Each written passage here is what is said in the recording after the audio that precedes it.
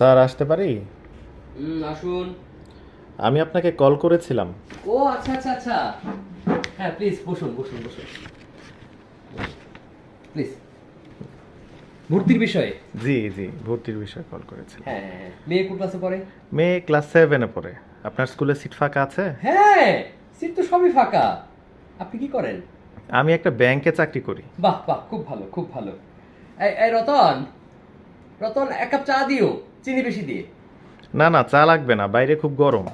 আর দাঁড়ান, চা লাগবে না, কি বলছেন? এসি বাড়িয়ে দিচ্ছি। ভর্তি ফর্ম।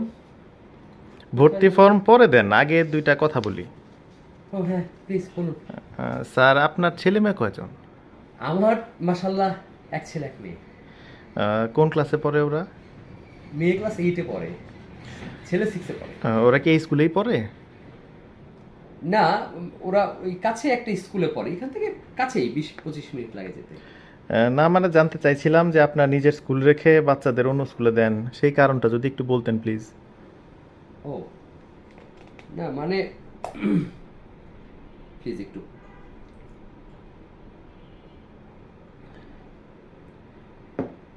আসলে ওদের মায়ের ইচ্ছেতেই ওই স্কুলে ভর্তি করিয়েছে আর কি।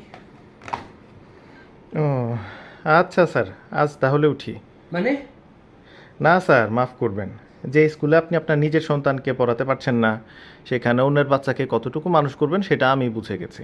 ধন্যবাদ আপনাকে। রতন, চা লাগবে না? এক জগ পানি নিয়ে এসো, আমার মাথায় ঢেলে দাও।